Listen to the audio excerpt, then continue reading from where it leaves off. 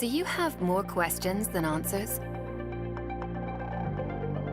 We don't have all the solutions, but we do have a community of people just like you. We are the curious, the seekers, the concerned, those into data, and those that are dreamers. And the closer we get, the better we learn. About ourselves, each other, and about our planet. Now is the time to get closer. Join us. Get your free ticket to the Learning Planet Festival.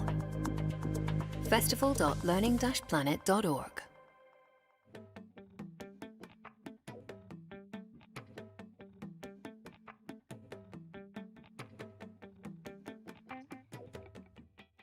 Good morning, everyone. It's a real pleasure to start this session and this conversation this morning. It's morning in Paris, this afternoon in Asia, and presumably very in the morning in the Americas. We have a session about the report of UNESCO, the latest report on reimagining our future together, a new social contract for education. That's a report that highlights more than ever the needs to move forward towards a learning society with new models of education. And this session is gonna take the inspiration of this report and discuss what can happen on the ground. So we will have essentially two parts. In the first part, Sobi Tawil, who is with us, the Director of Future of Learning and Innovation at UNESCO, will give a presentation of the report and the main recommendations.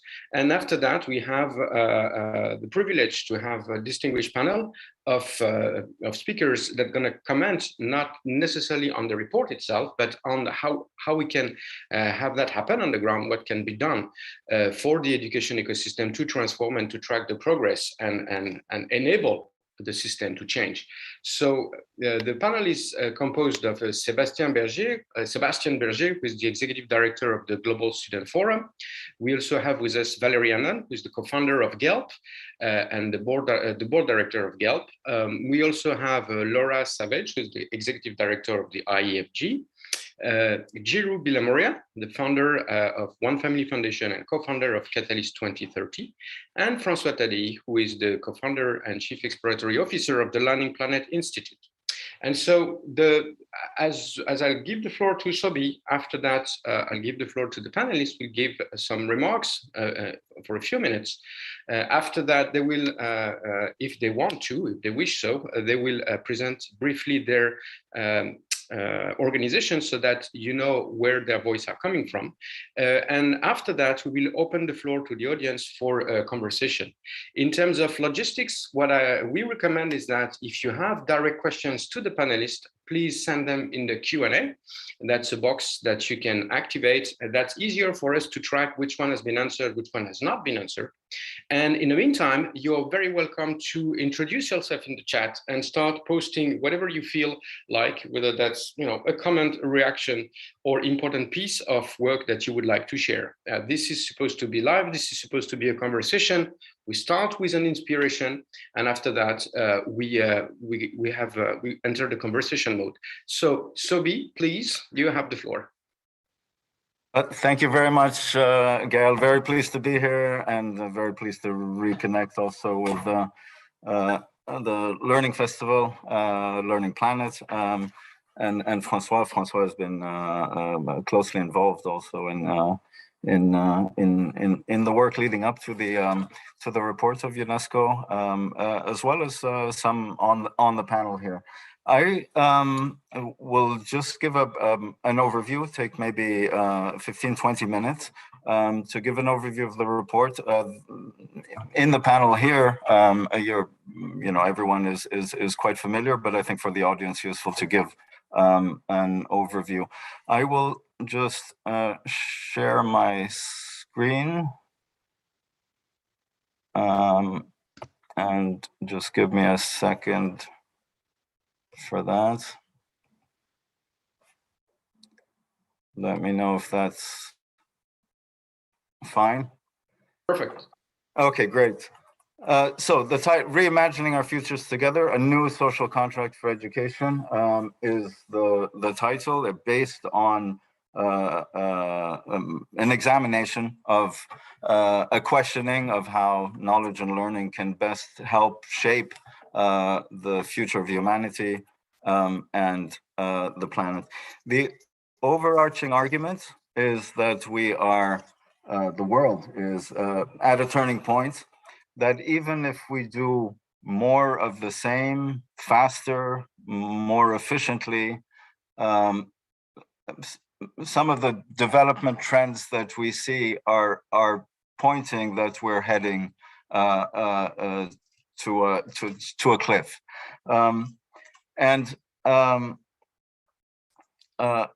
the framing is very similar to the type of language that actually the UN Secretary General used not long ago.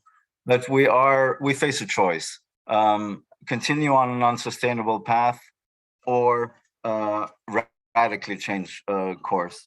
And we know that education, knowledge, learning have the potential to transform our societies, but at present, and that's the starting point, that at present, the way we organize, the way we approach knowledge and learning, the way we organize education is not doing enough to contribute to a more just, a more sustainable, a more peaceful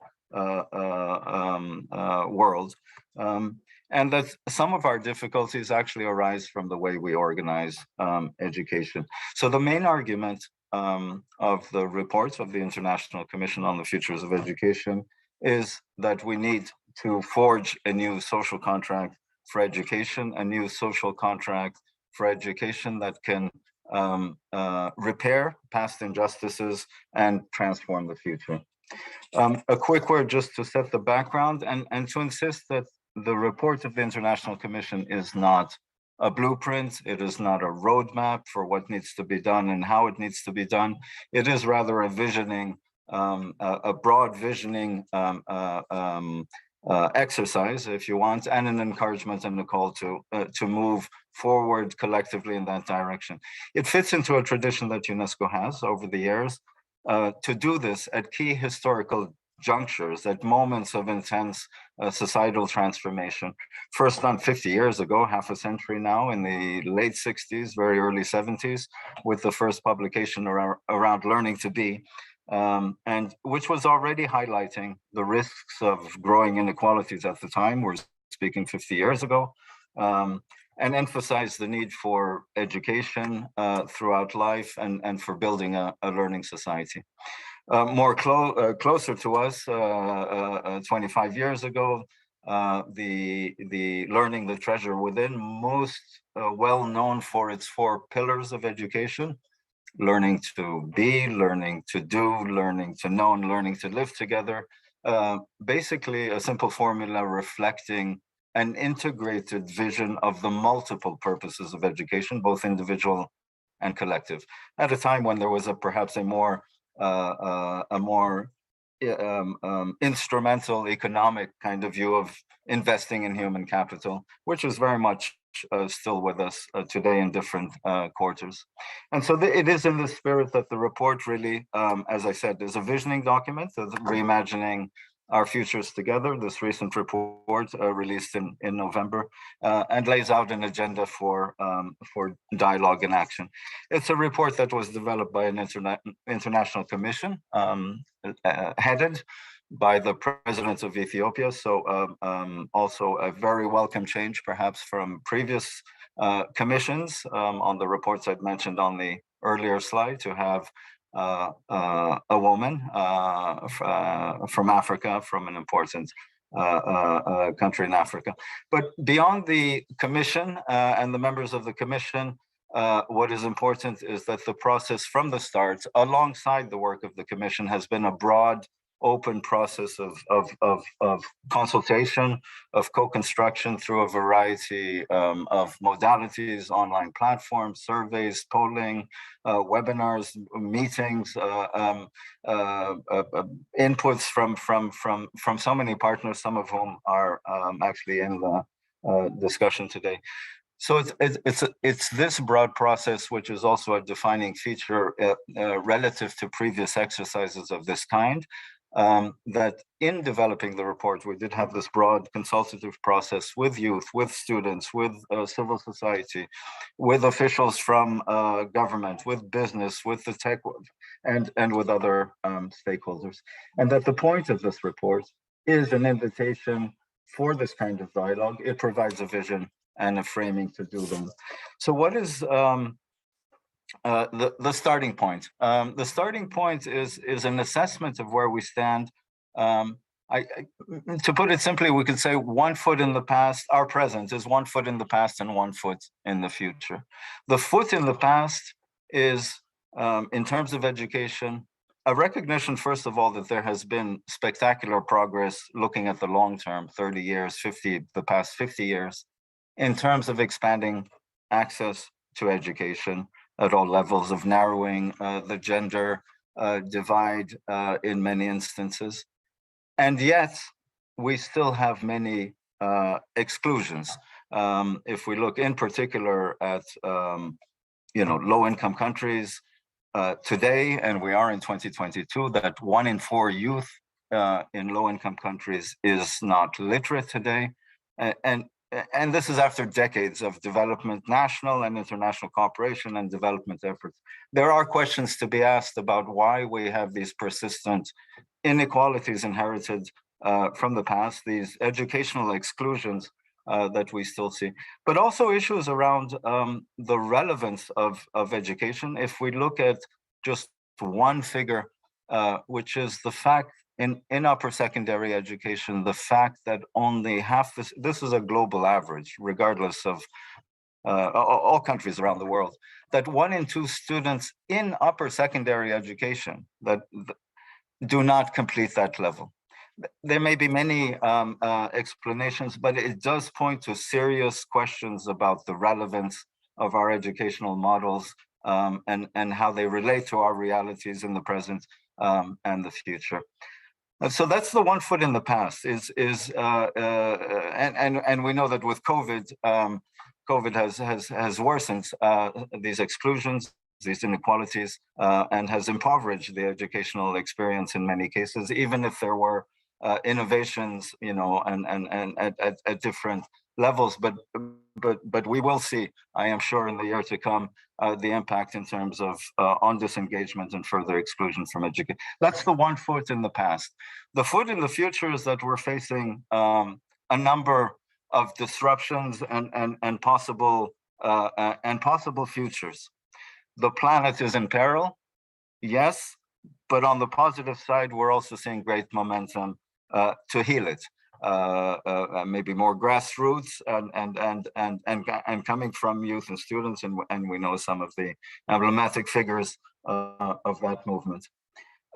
There's democratic backsliding in many places, yet at the same time, we are seeing citizen participation that is growing.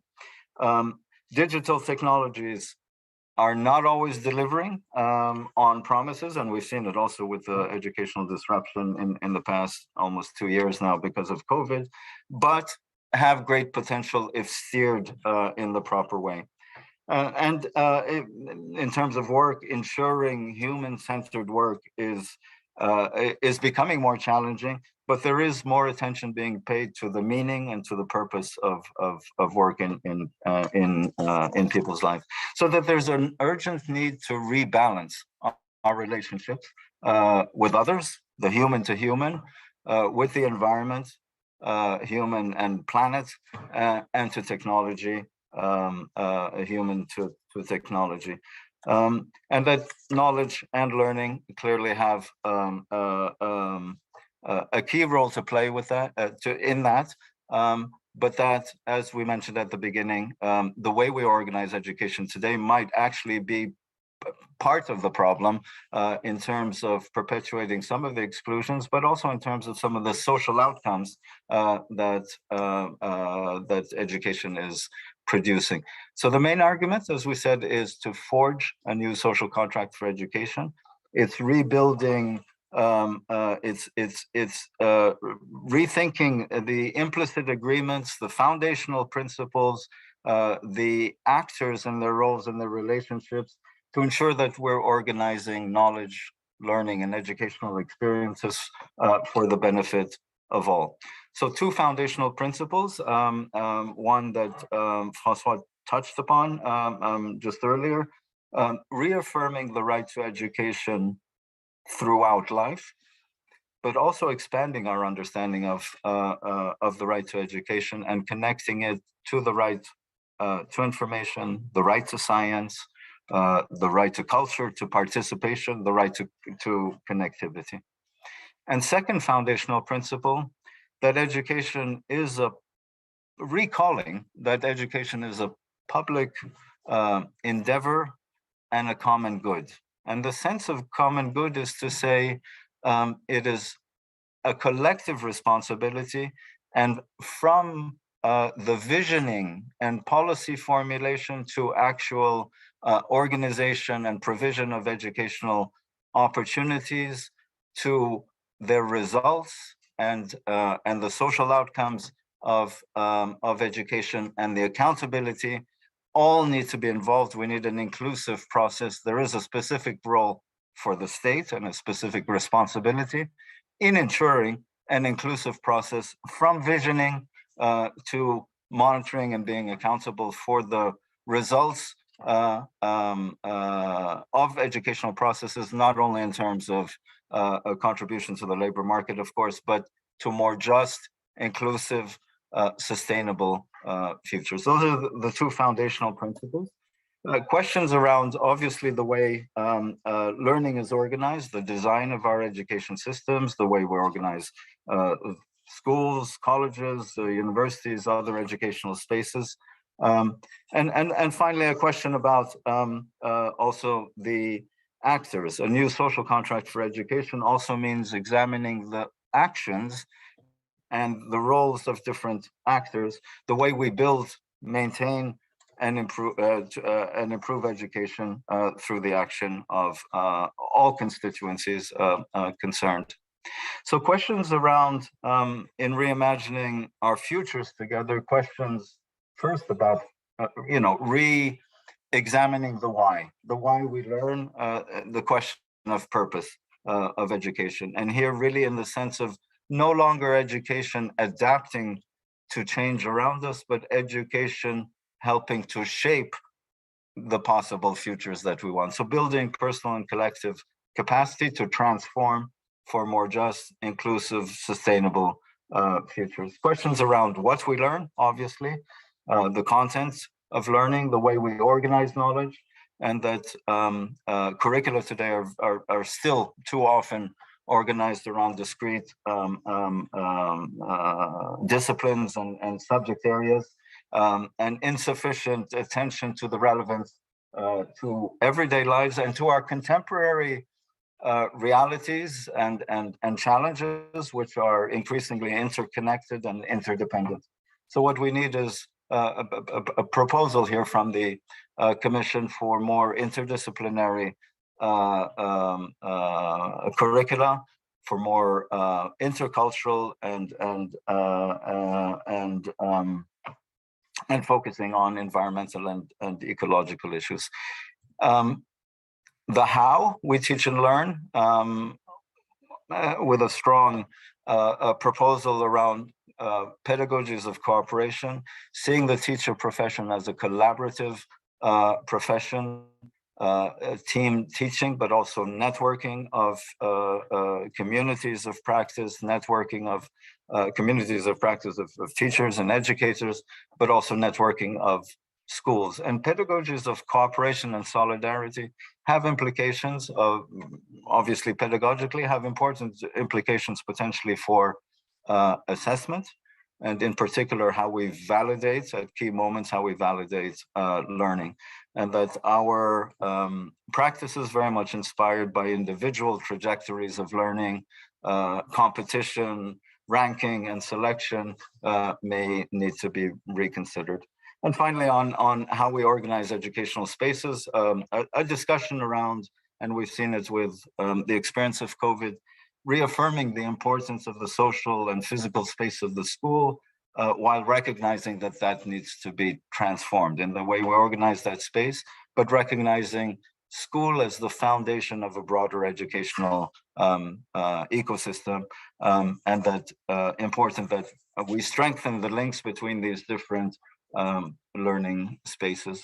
Some high-level recommendations, I'll mention around 3. I mean, around the planet and the environment, perhaps starting with the observation that provocative observation, perhaps, that it's the most educated people. It's in countries with higher levels of, mean years of schooling and education that are typically most contributing to climate change. And there is, the report also calls out, economic models that are still very much focused on short-term profits, on excessive consumerism, on individualism, on competitiveness, and the need to rethink those models and to rethink a society where empathy is at the center.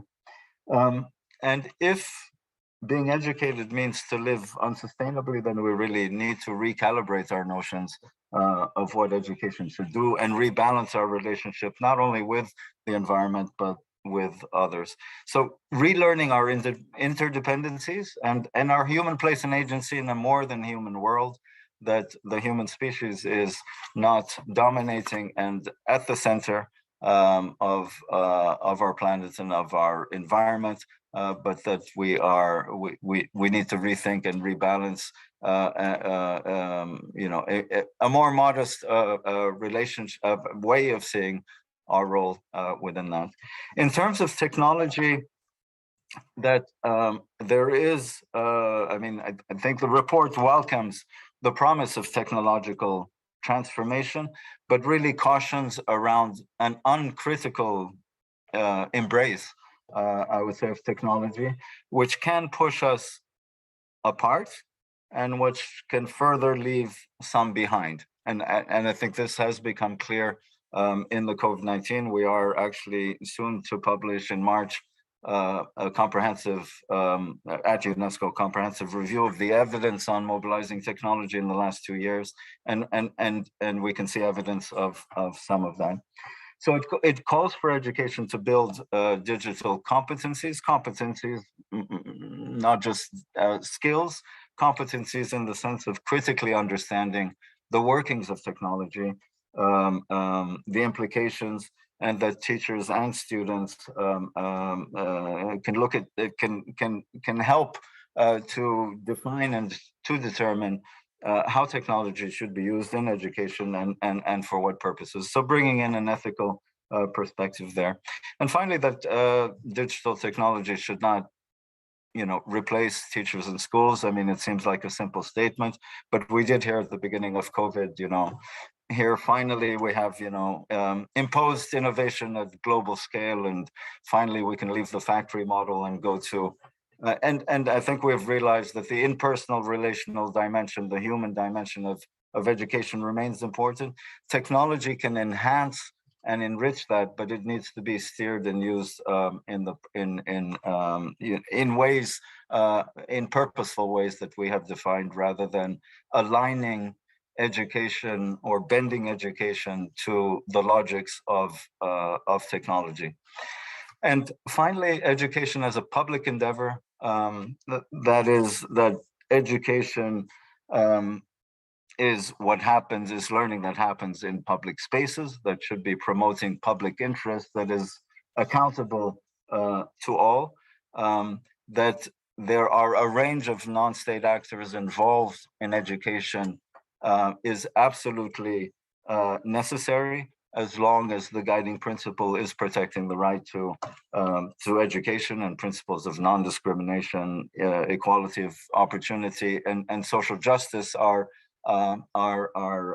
inspiring, are the guiding principles for the actions of these multiple non-state actors. It does call out issues of commercialization, and that there is a need to protect against the commercialization and making business out of education, in particular at the basic education level, and that there is a need there for regulation on the parts of governments to protect education as a right.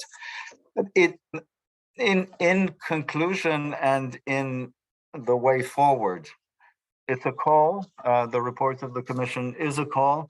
It is hopeful that there is reason to be hopeful as we renew education at all levels and with the involvement of all partners. We have greater access to knowledge. We have more tools than ever in history to work together, to share, to co-create, to build together. But the argument, as we have seen, is education plays a key role, but education is currently often part of the problem. If we do want to transform and shape futures, we need to also transform education, asking three basic, simple questions. And we have the first is, what is it that we do that we should continue doing? That is, should be maintained, maybe even strengthened, in some cases protected because it's being undermined. There are good practices and good experiences that we should build on. But we also know, and that's the second question, some of our practices need to be abandoned. What needs to be abandoned? What is going against our commitments to equal opportunity in education? What is going against, in terms of social outcomes of education and the way we organize education, what is going against what we are hoping for and aiming for in terms of more just, inclusive, peaceful, sustainable futures? And thirdly, what needs to be imagined afresh? These are the three simple framing questions as we look to the next phases. And just a couple of words on next steps. Again, just to reiterate, the report is not a blueprint. It's not meant to be a roadmap, but actually an invitation, an encouragement for those who are already involved in moving in these directions, but an invitation also for others to forge this contract. Currently, we have this new social contract for education. We do have on the Futures of Education webpage and then Ideas Lab. So it is about a global conversation. Any reactions, to ideas of the report of the International Commission, welcome. But also, and I think here many and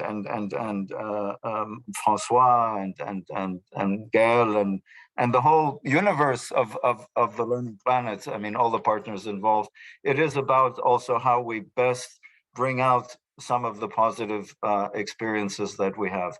On a third level, and this is, in kind of UNESCO's role in convening, and it connects to the last point, and I'll be ending here, is an encouragement and an invitation. We're just in the midst of planning those national dialogues and regional dialogues on transforming education, using the report of the Commission simply as a framing to begin with and an invitation, but really narrowing down to ultimately to those three questions.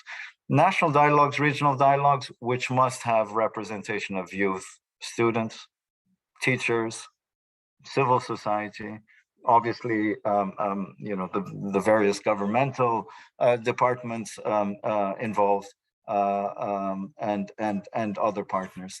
And this relates to the last point, that the UN Secretary General, in a report released last year, at the same time as this report, Our Common Agenda, actually calls for a social contract grounded in human rights.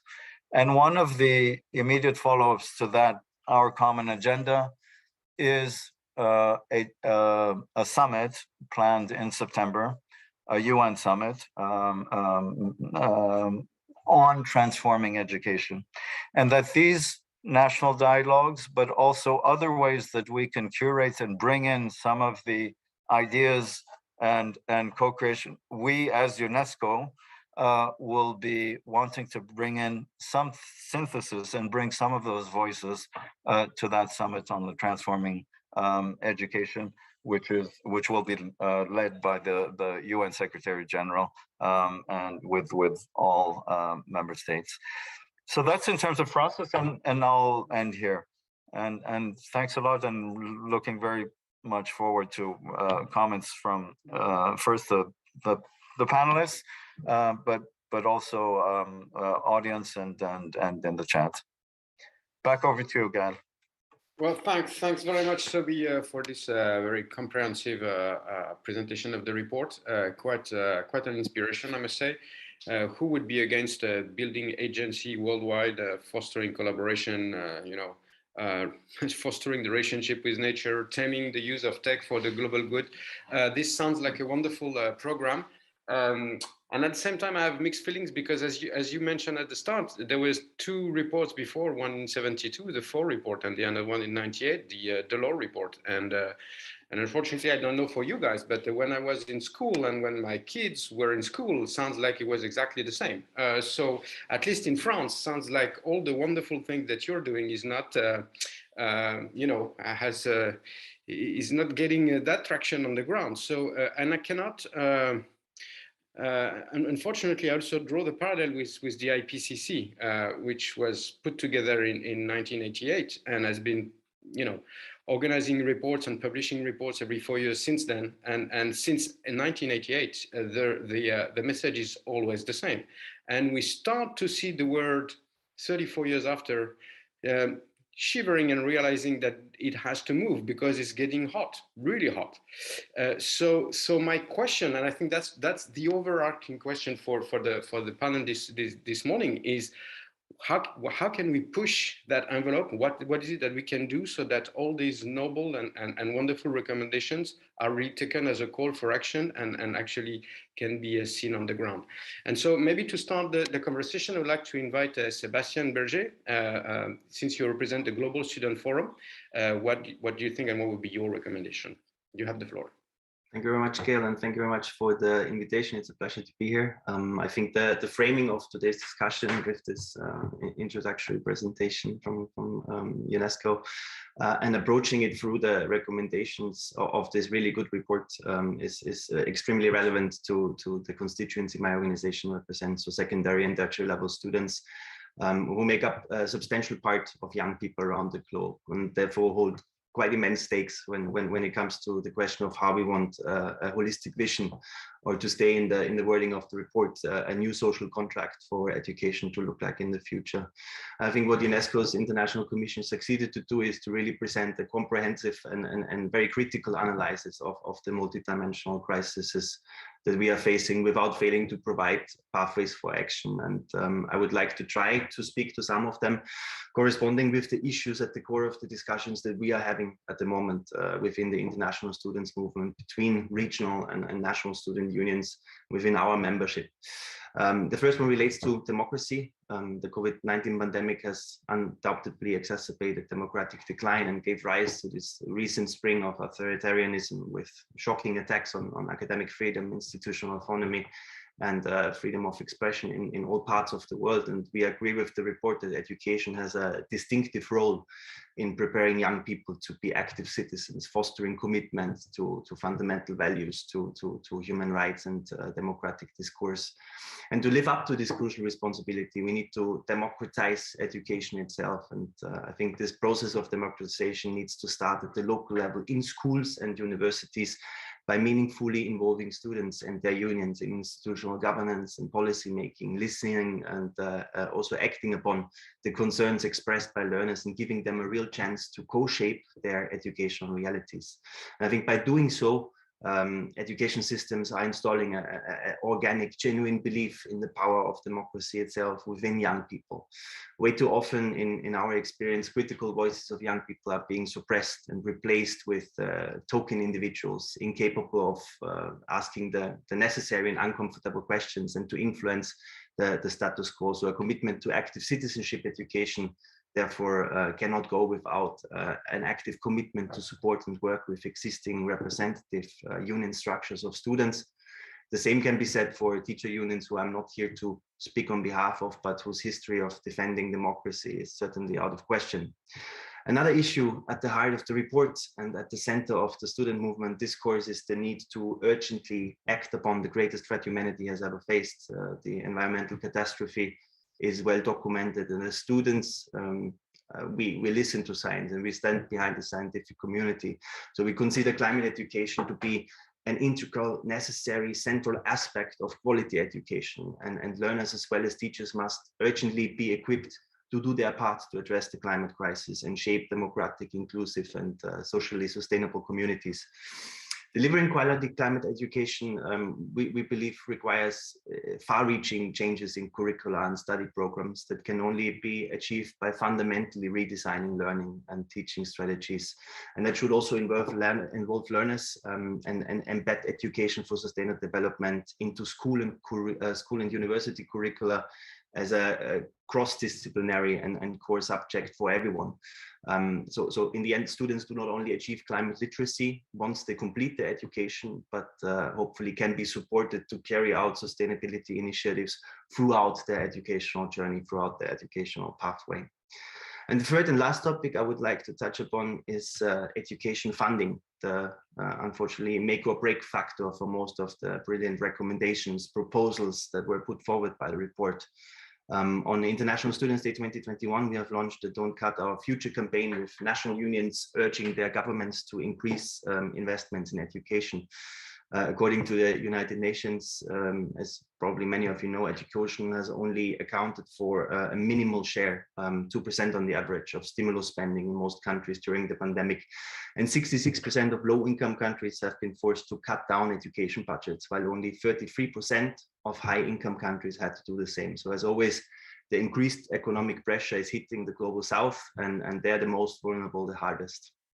And as you also know, financing of education has been inadequate for decades, and much more funding is required to overcome these important things addressed by the report: the digital divide, the necessary modernization of learning environments, of schools, of universities, but also the training and education and the payment of teachers. That needs to be done adequately, and it costs a lot of money to ensure equity to access and completion to realize lifelong learning opportunities and therefore social mobility at large. And allow me that statement. I think there is enough money in the system. We can agree on that. I think we know that governments always find money to spend on the military, the police, security, surveillance, and recently a lot on corporate welfare. So in our opinion, to put this proposed new social contract for education into effect, we need a broad coalition of actors working together, achieving momentum to publicly fund its implementation while being guided by the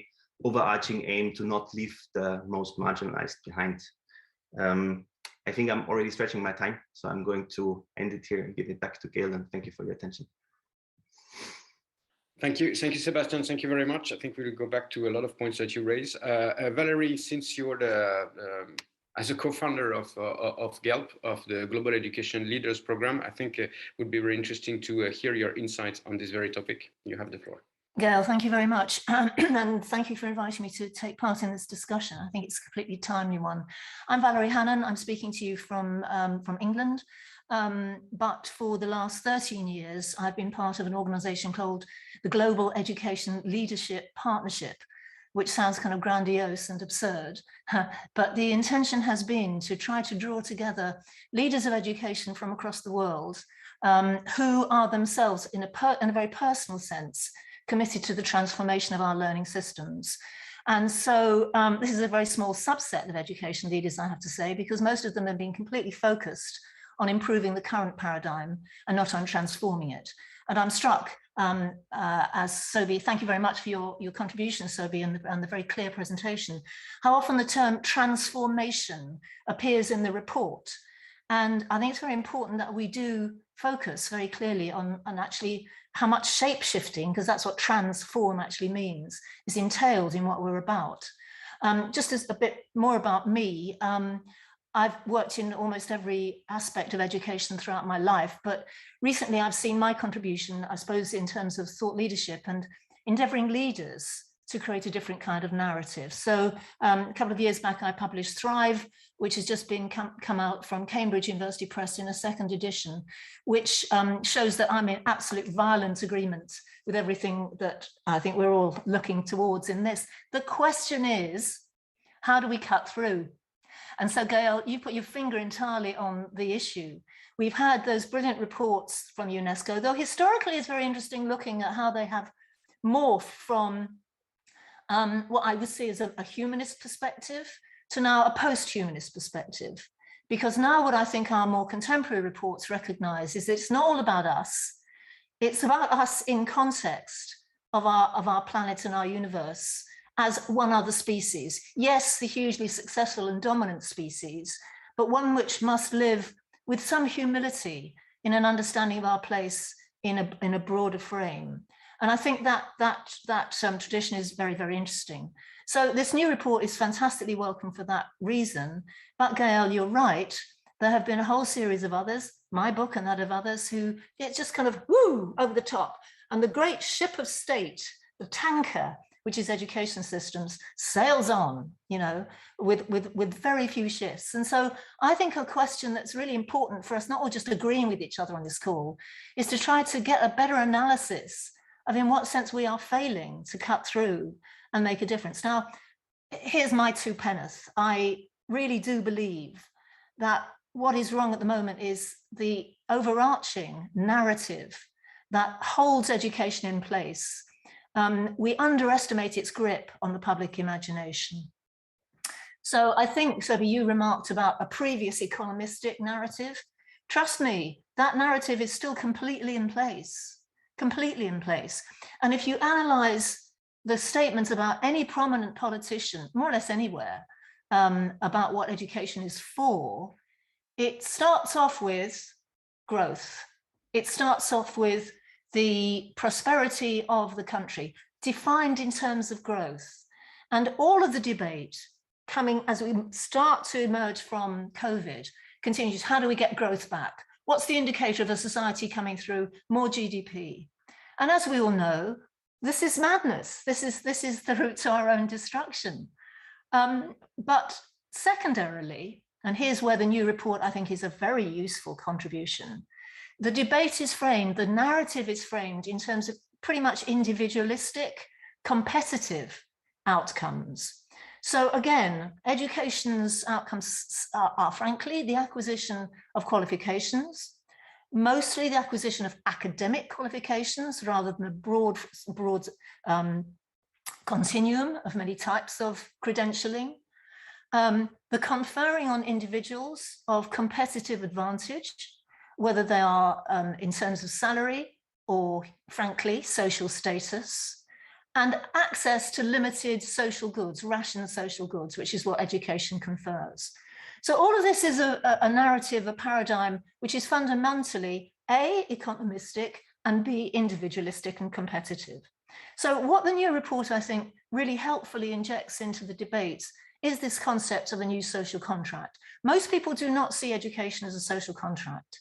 They see it increasingly as almost as a consumer good, which they want to get the best access to, and they'll pay for it.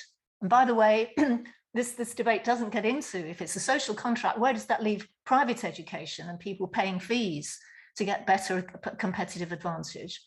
So what I'm trying to say here, I suppose, is that having labored in this vineyard for a good well over 15 years now, I really do get that the dominant narrative has a complete grip on the way in which the media discuss education, the way in which it's determined in policy agendas and prospectuses, and we are not cutting through.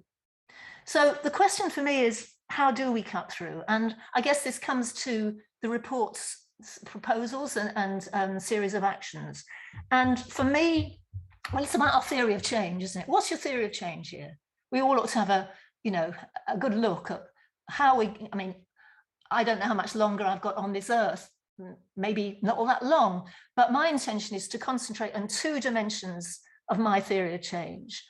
One is to enable leaders, hence my work with the Global Education Leaders Partnership, to adapt a different kind of vocabulary and framework in which they can talk publicly about education and not fear that they're going to be seen as soft hippies, out of touch, doolally, you know, kind of away with the fairies, giving them the ammunition, the vocabulary, and indeed some research findings, which enable them to talk about thriving in the way that I think that we all want to do.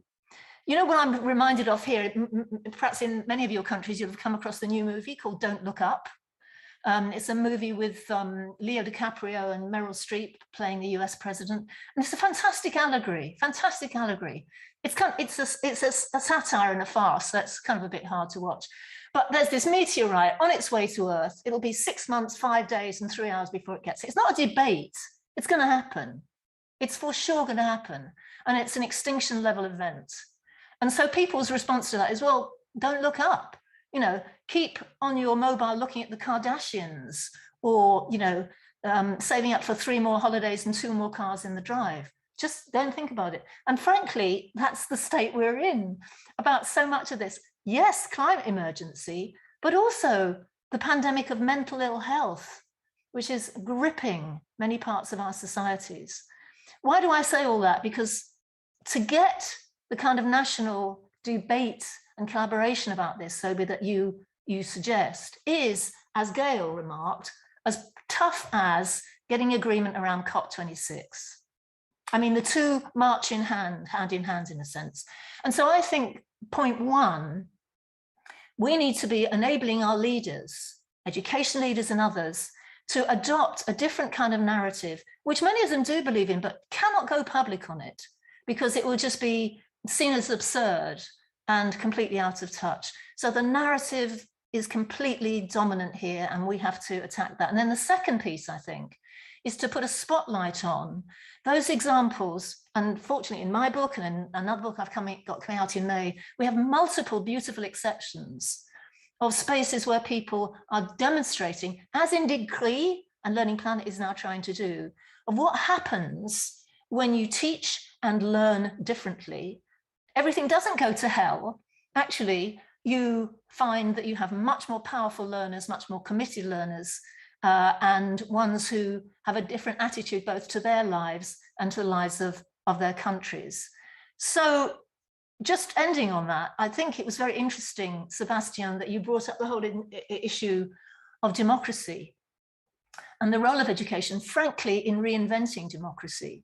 Because right now, across the world, I think we're in a moment of democratic disappointment, which is extremely dangerous, profoundly dangerous. I'll give you an example. I do a lot of speaking at conferences, and I've got one planned in a couple of weeks at a place, I won't name it, in the Middle East. I showed them my PowerPoint, and they came back to me and said, a few references to democracy in this, would you mind removing them all? So let's get clear, you know, we have some serious disagreements amongst ourselves globally, but yet if we can still shine a light on the examples which are growing up like mushrooms, partly, Sebastian, because students and learners are demanding it, then we will give yet more ammunition to those leaders who feel they can enter this debate from a different kind of perspective. And if I had one criticism, God knows I don't want to criticize it so, because I think that the new report is a fantastic contribution. If I had one criticism, I think it is weak on the notion of learner agency and movement making and enabling young people to get stuck into this debate in a way that I think Learning Planet is seeking to do. Thanks very much. Thanks very much, Valerie. I don't want to spoil the rest of the conversation. I'd like to give the floor to Laura, that will speak as the Executive Director of IEFG, the International Education Funders Group. Laura, you have the floor.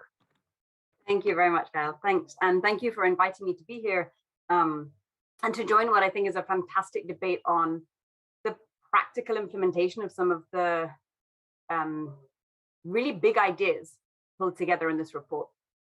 So I've been working, I now work for the International Education Funders Group, which is an affinity network of foundations, philanthropic organizations that invest in education.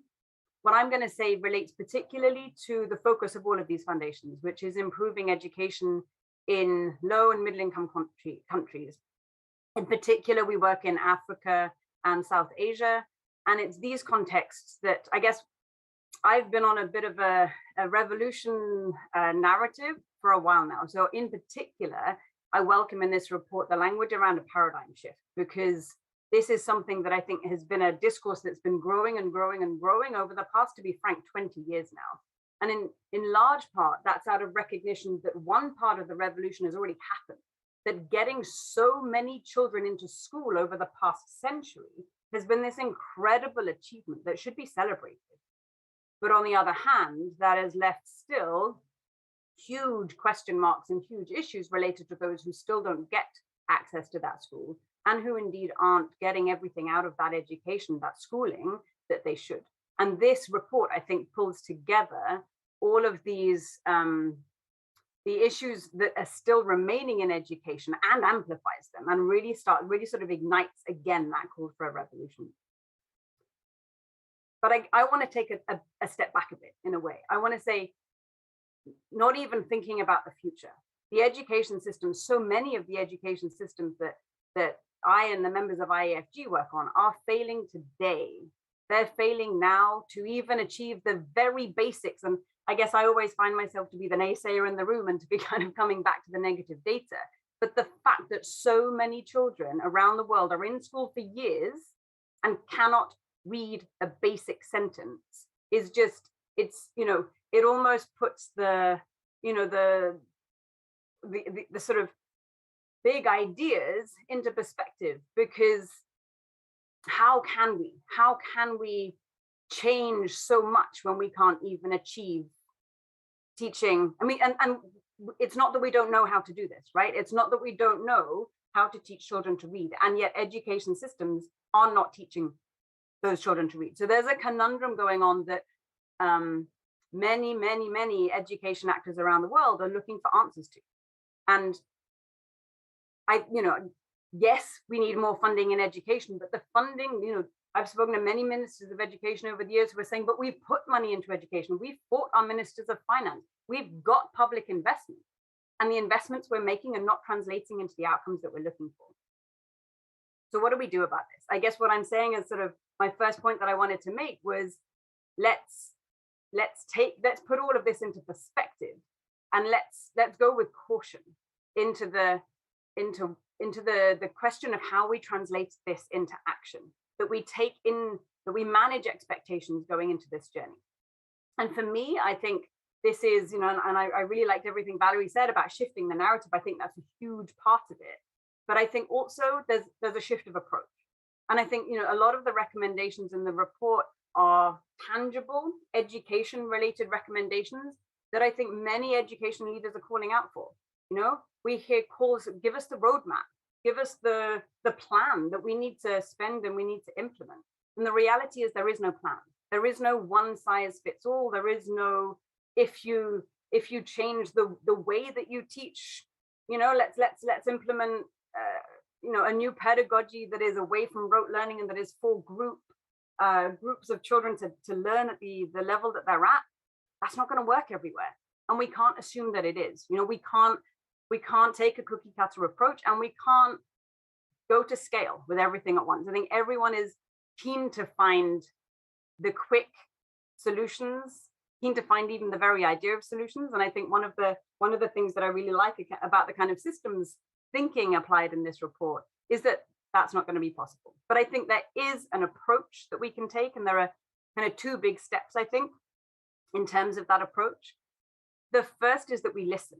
And I think that message comes across loud and clear through this report, that we enable, support, join in a collaborative problem identification exercise in country, that this is a country-led effort. This is not, I mean, maybe not even country-led, but community-led, school-led, depending on the kind of political settlement of that education system, that we recognize that there are multiple different and evolving interpretations of what education is for, and that those will always exist together, that we're never going to get everyone on to the same page as to what education is for. Everyone goes into education, goes into schooling with a different perspective on what they want out of it. And that's not good or bad, it just is. I think that the other kind of value of listening is that there will be a huge amount of noise that comes out of what comes back, but recognition we can't do everything at once. We cannot reform every single aspect of the education system at once. This is going to be an incremental process. Through the process of listening, we work out where the power lies. We work out where the incentives are. As Valerie referred to, as Sebastian referred to, there are such powerful dynamics that will hold back change. Part of the process of listening is working out where that power lies and what are the levers that can be used to try and shift it. The second action or a part of the approach that I think we can take is iterative change, recognizing that we need to take a kind of test, learn, adapt approach in every facet of our support. So again, we don't go in with these solutions and these cookie cutter ideas, but based on the priorities that come out of a collective problem identification process, we support trying whatever, trying tested ideas, trying new ideas, but then making sure that those feedback loops are in process, funding data, making sure that there are spaces available for participation and conversation and feedback throughout the system.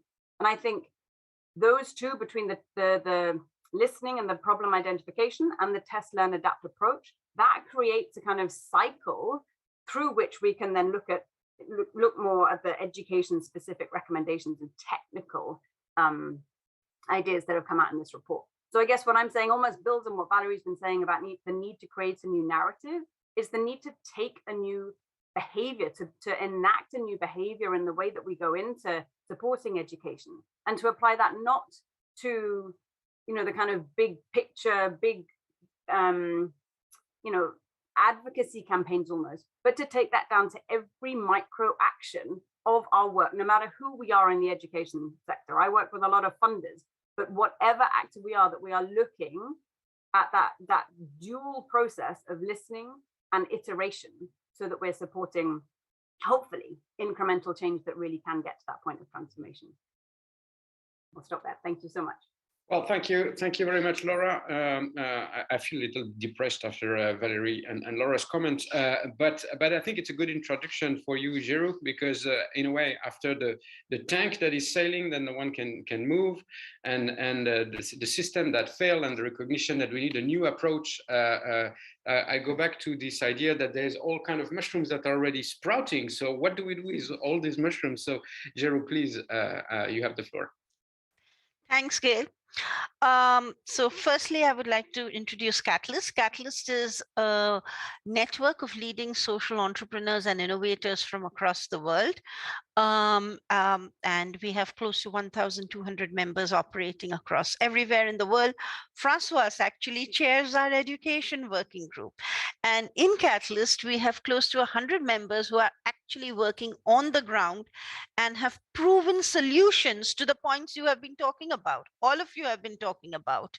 So I think where I come in is the third part, which is the action. Let's start making it happen. We actively contributed with UNESCO to the report, and a lot of suggestions have come in from Catalyst. And what we actually proposed the minute the report was launched is, okay, how are we now? This is great. It's giving us a framing. How are we going to make all this actionable in real life? So I love that you're saying the things which have come. I agree we need more money for education, Sebastian. To be honest, there are more kids out of school today thanks to COVID in developing countries than anywhere else. I also agree totally that the narrative may need to change, but honestly, the fact is, today, coming from India or any economically developing country, education and quality education is a problem. Laura, you've pointed that out, and I cannot say how much worse it has got in the last 2 years. So actually, we have a burning issue, and we can use being action oriented and being systems change oriented. That's what Catalyst is about. We think that we can actually use this report as a framework for coming up with on the ground solutions to see the change happening. And I think that's what Francois and his working group can actually make happen with UNESCO. And that's what we are trying to do. So when we go to governments, what we thought is, instead of having yet another theoretical dialogue, why not say, these are the 10 solutions which are there. We don't think these 3 or 4 are going to work, maybe 2 of this, but actually let's work with you to come up with what suits you best. So Laura, it's what you were talking about, how do we do it? But let's not start from scratch. One of my worst problems is that we have death by pilot. There are so many phenomenal pilot programs, enough of that. We have pilots, we have solutions, we have seen creative ways in which things to happen. So I think, and this is, I know what I'm just speaking on behalf of a lot of members, we have some of the answers, we have some of the things. Now let's work to make it happen. So Shobi, you gave very clear next steps. And what we are trying to do is we are trying to say, okay, we've got the report. We actually, in parallel to the report, proactively action-oriented catalyst, and Francois knows this, so he was already thinking ahead, and some is coming up with a report based on the recommendations of what are all the things which are already happening in the field. So for every recommendation, we have a solution, not a solution, but an action which could be done. Given this, when we start talking to country dialogues or to cities or to communities, however the education system is, we can see what is going wrong. So Laura, this is where you can help us to do the gaps analysis. We work together and then we can come up with country, region, however specific roadmaps of intervention. So what I'm suggesting is let's use this report as an opportunity to weave together global thinking policy actions, youth perspectives, and concrete action and proven solutions. And if we are able to do that very concretely, which I know we've started the dialogue on, we will actually be able to do what Valerie is talking about, change the narrative by showing the outcomes. And I think where Catalyst comes in is we have everyone, and this is an open invitation. Anyone who thinks they can join in, and we'll be able to make that happen. So my one message is, great report. Let's make the change happen, and let's see that we have something concrete by September to make that happen. So that's where I come in from. Entrepreneurs, no, we are just action oriented. So there is my thing, Gail. Over to you. Thank you very much, Geru and Sobi. There is a lot to chew on. We'll come back to that later. But yeah, now you have a call for action. September, you should be in order. And we're going to work on that. We'll make it happen, Gail. We'll work with Sophie to make it happen. And there's Francois. He'll lead it through. Yeah. I see Sobi smiling. We're going to do something in September. No problem. Francois, I don't know how to introduce you because we work together, so it's a bit hard for me. So you heard everything, and I think there's a lot of things that resonates with what you're thinking and doing. So please, you have the floor. Yeah, indeed, everything I've heard strongly resonates. I'll go. I'm glad that we have this diversity of members in the panel. We have the students, which for me is key. We have the research. We have the international organization. We have the social entrepreneur. We have the founders. I think that some of the key elements are there. And the question is, how do we go forward according to basically this new social contract vision, and how do we redesign this? And I'm very sympathetic to what Sebastian was saying and Valerie on democracy. I think that social contracts, at least the Rousseau perspective in the 18th century, Rousseau was keen on education on one side and social contract on the other side. So it's nice to see the combination coming forward in this report. But social contract goes obviously with democracy. At least that's what Rousseau wanted, and that's what some of the inheritance of the Enlightenment of the 18th century.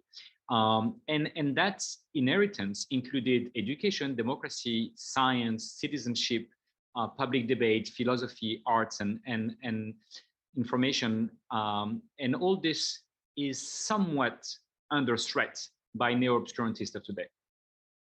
We have people that see their private interest and their power game as paramount, whereas most of us would like to have collective answers to our global issues. And we want democratic answers to our global issues, but we won't get democratic answers to our global issues unless we are able to redesign democracy at scale, because we don't have a global democracy as we speak. In many countries, we don't even have local democracies, so even less global one.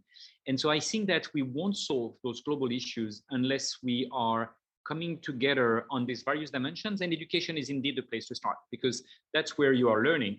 But strangely enough, the Enlightenment that had reinvented the Athenian package forgot many people. The Enlightenment was not inclusive, and our schools are still not as inclusive as we want them to be, and our societies are not.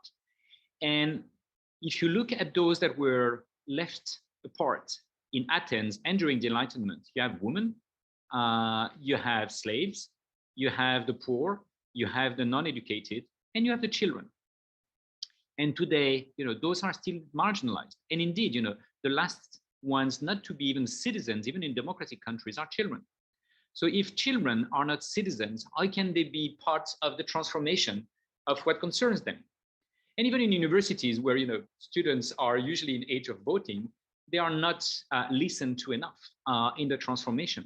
So I think we need to give youth a voice, and we have to reconsider the whole package in a fractal way, meaning from the very local to the global and all intermediate level. And so I think that we need to be able to co-design not only education, but also democracy, citizenship, and that whole Athenian package in a way that is much more inclusive, much more digital, much more global, much more respectful of our environment. And you were talking about, Sobi, about things that we should forget. And Valerie, I think, made a nice point. What we should forget is this hyper-competitive mode, whether it's in economy, in education, in societies, because this over-competitive mode is a way to dominate one another. And typically it's, the winners of the Enlightenment and Athens that are trying to dominate the others. And so we have to move from a hyper-competitive mode to a cooperative mode. We have to move from, exploiting oneself, others, and the planet to caring for oneself, others, and our planet. And so that's something that we have to redesign together. And I think that we have the momentum because, if you look at what the youth want, and I'll just give one example. I was completely shocked when I learned this. There is a teenager girl that came to what's called the teen house in Paris, where she met a psychiatrist because she wanted to commit suicide. And she said, I read the IPCC report, and I realized that the only way to have a zero carbon footprint is suicide. And when you live in a crazy world, committing the craziest of the act, which is suicide, is suddenly rational. And that's so sad. And that the bright psychiatrist that saw her told her, if everyone that believes like you commit suicide, then we'll be left with the neo-obscurantists, the Trumps and Bolsonaro of the world that will keep destroying the planet.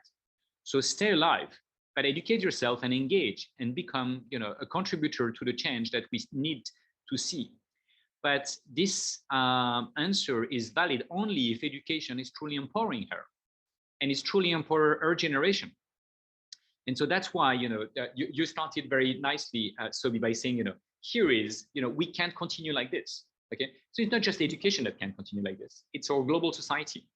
And personally, what I learned from the COVID crisis is that the Confucian quote, when he was saying that we have two lives, and our second life starts when we know we have only one. And so I think that's true of many of us, especially in pandemic times. We suddenly become synchronized around this issue. But I think it's true of our institution. I think the American democracy, for instance, entered into its second life last year. And I think, our global society is also entering its second life. And so, once you know this, you realize that, profound change is needed, and you have to reconnect to, your deepest needs as individuals, as collective, and as a species on a planet that is so frail. So I think we need to come together to do this, and we have to bring all the stakeholders that are around the table and many others, including the teachers, in order to co-design an alternative. And we have to co-design it at all scale. And so I think, in a way, what I would love to see is a sort of a declination of the report for discussion that should start in a classroom, or in a school, or in a university, or in a local place. And how can these sorts of fractal conversation starts. And that how can we invite all stakeholders, even the youngest ones, in this discussion? How can we link this report to, for instance, the UNICEF WHO Lancet report, which says that, you know, we have to redesign the SDGs in the light of the young people's right, and we have to redesign the young people's rights in the light of the SDGs. And so we have to go beyond the rights that exist today. And the fight for rights, again, has a long history. Women and minorities had to fight for rights for even longer than men, for all sorts of reasons. And I think it's time to include the young people's rights into the conversation of the change of education, of the change of society, and of our global future. Thank you. Thank you very much, Francois. I mean, Sobi, you received like you have 40 minutes of comments which are well grounded, but that come in all kind of directions. Maybe you want to take 5 minutes to share your reflections. Not more, because after that we have other questions. But for those 5 minutes, I would, if I may, like you to in particular reflect on, because that's one of the questions that is in the chat, and that's one of the proposition of Francois, which is how can we ensure that everyone can participate in the discussion, which is one way to get the transformation happening, is to engage people into that. And the other one, which is more practical, is about the Geru's proposition to actually do something. How can we integrate the social entrepreneurship and the people that are on the ground into the agenda of UNESCO that you described in one of your slides, if that is possible at all? And if not, then we will try to hack that.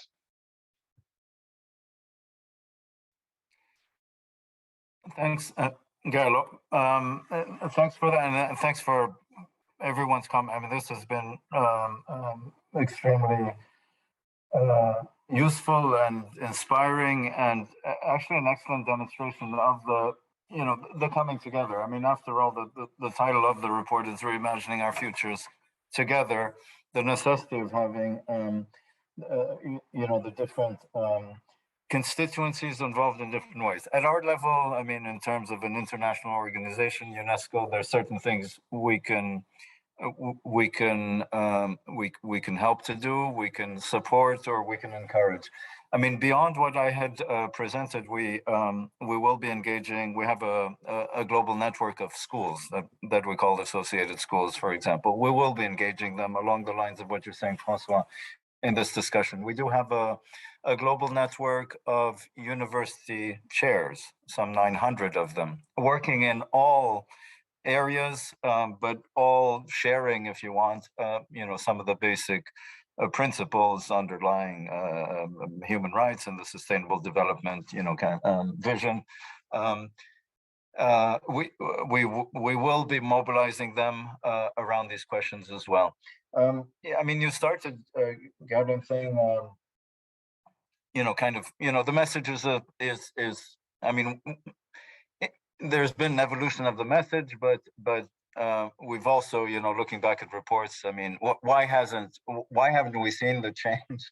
Why haven't we seen the change that was already spelled out at the time? Even if there has been an evolution, like you were saying, Valerie, in terms of moving from a humanist to more post-humanist, etc.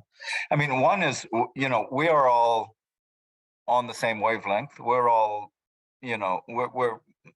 and we need to strengthen our ties in the way we come into this together. But we do also need to, and this was Valerie's point, of changing the narrative and offering a narrative and bringing on board at least, flagging some of this among those who do not share these visions. So on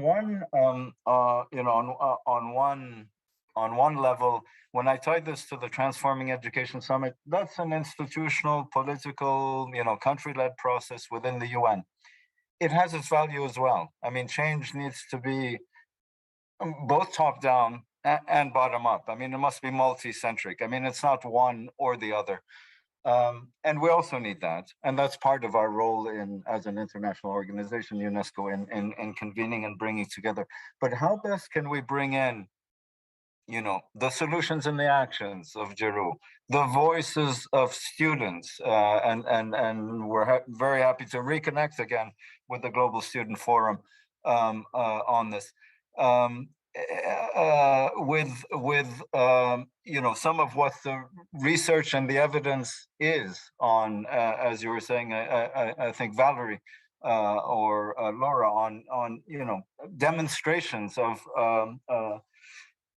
So how can we bring this in? There is, September is just a key moment in a political institutional process, but happy to take that conversation, specifically. And Learning Planet and François, the formula of the Learning Planet is, encapsulates this. And the learning to care for oneself, others on the planet, that is what we need going forward. And again, the universe, you bring in all all these partners who are creating, co-creating, taking us in the right direction. So I think there's multiple ways we can come in. Again, September and the UN transformation, the Transforming Summit is not the only moment, but we do have a key role as UNESCO in that summit. The summit concept note already references the report of the Commission as a key framing document. We have to seize that opportunity. That is political, institutional, but we have to seize that opportunity.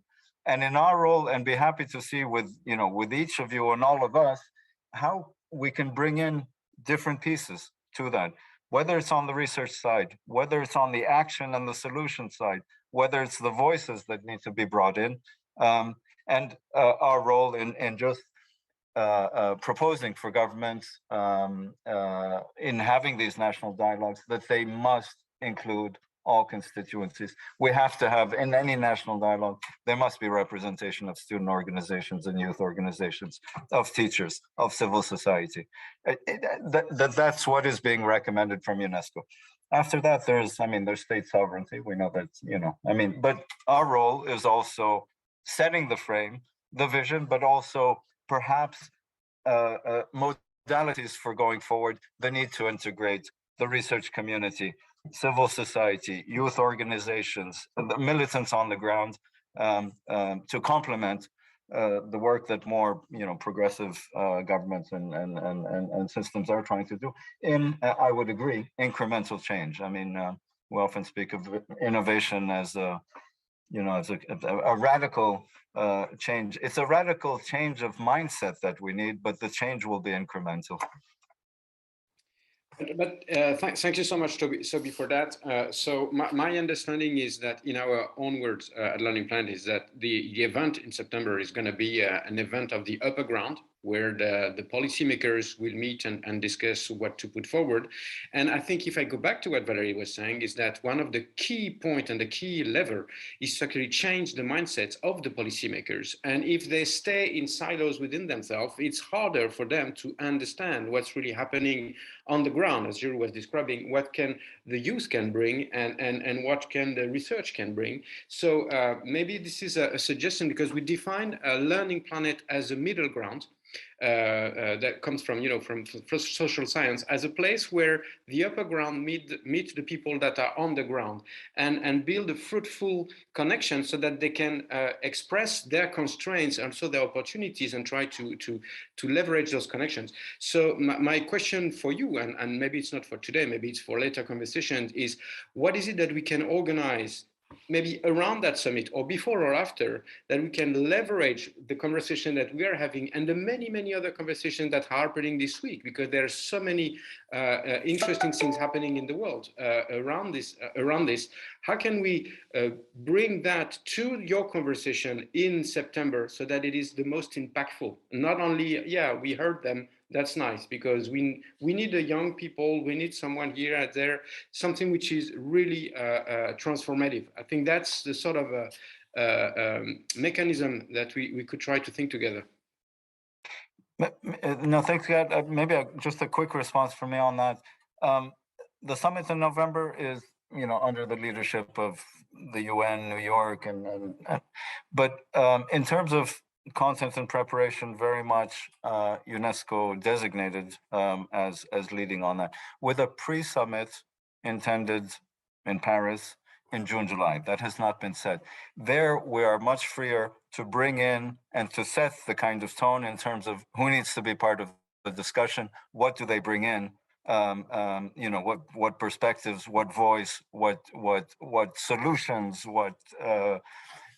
So there, I think we can you know, as things are being defined in the next couple of weeks in terms of setting a date, I think this is one place and one time where we will have more maneuvering power to bring into. Yes, we have our delegations and representatives of, you know, member states. Fine, that's how we. That's what we. That's our governance structure. But we do have also, you know, the types of partners that, you know, you all are. I mean, that constellation, and the main message is we need the constellation. Everyone is responsible and part of the way forward. So I think we can a little bit set the tone in this pre-summit by bringing in a strong way these different levels.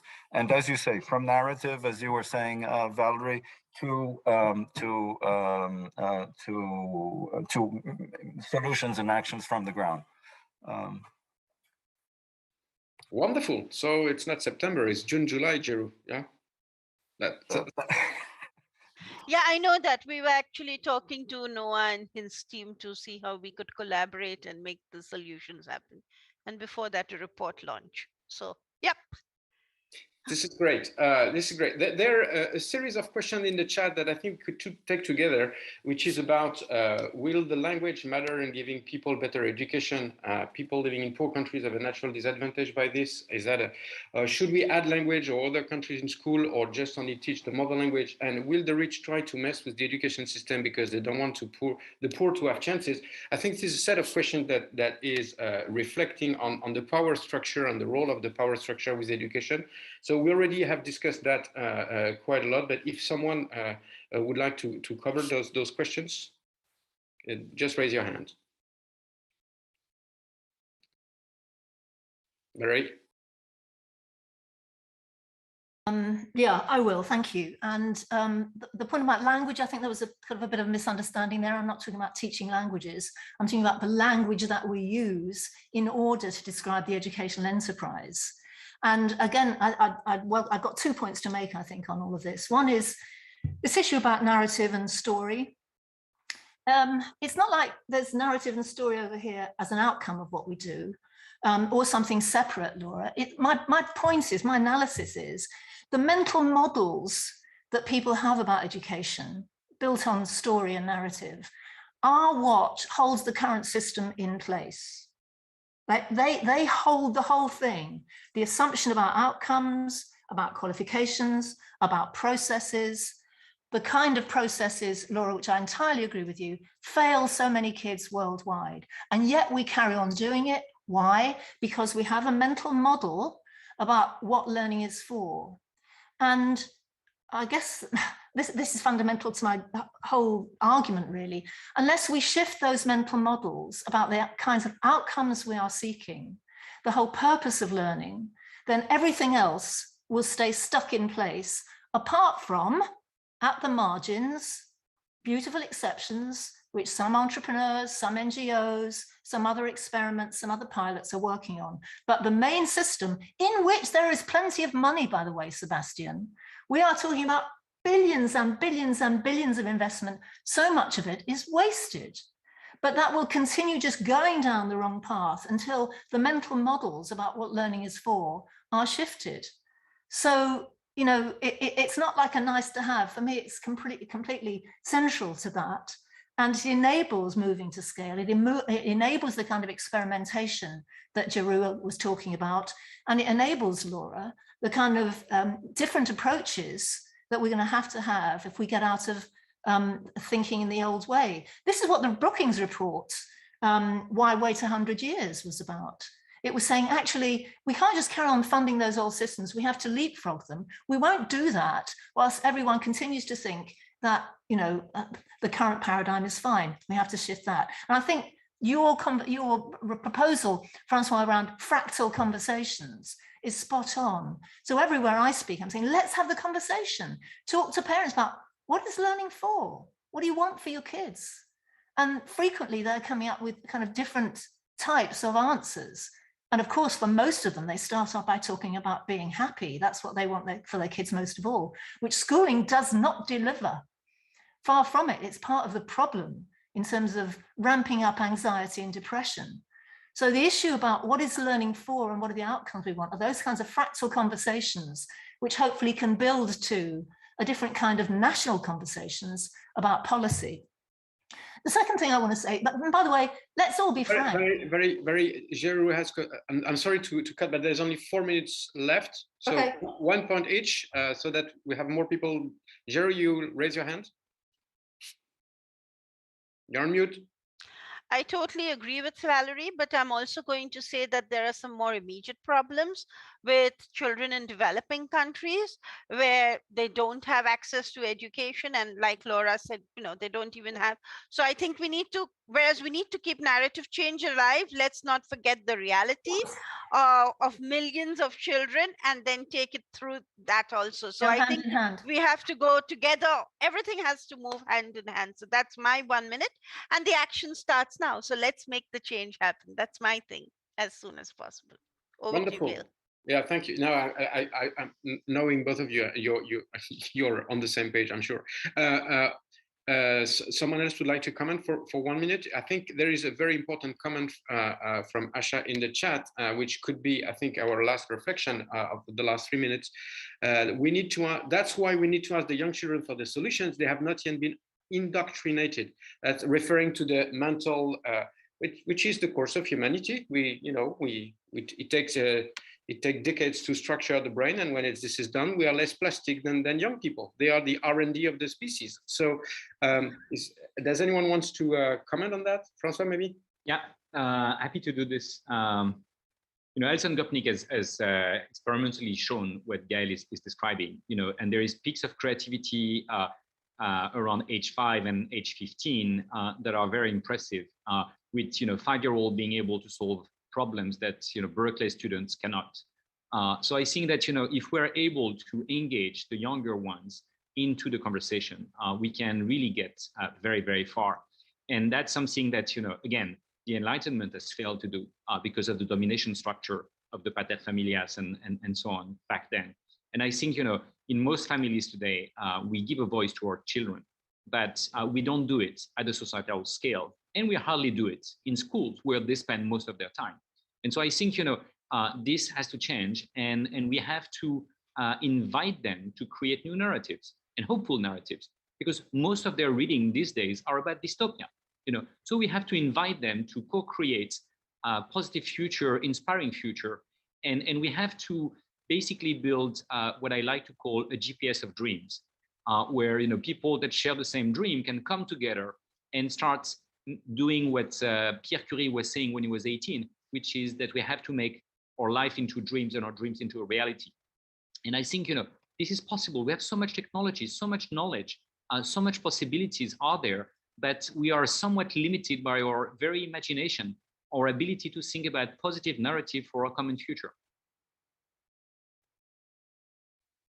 Okay, I don't know if anyone would like to add something after that. The GPS of dream. This has really taken off, isn't it? Thank you, Sobi, for renaming us. Learning Planet was not enough, so now we are Learning Planet Universe. I love that, and I'm sure Francois will have millions of plans for us to conquer other planets. Well, I would really Dreaming planet.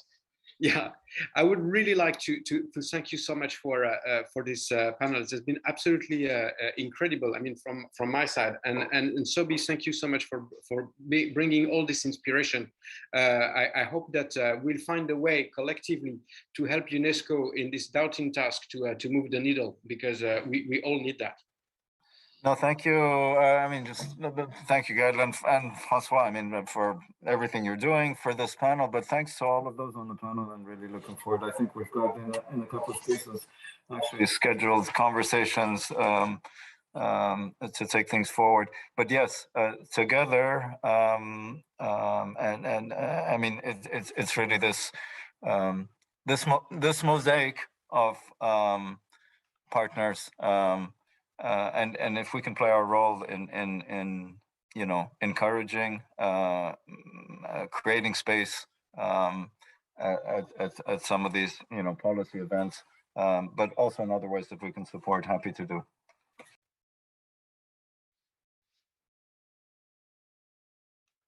See you all very soon in other contexts. Thank you so much.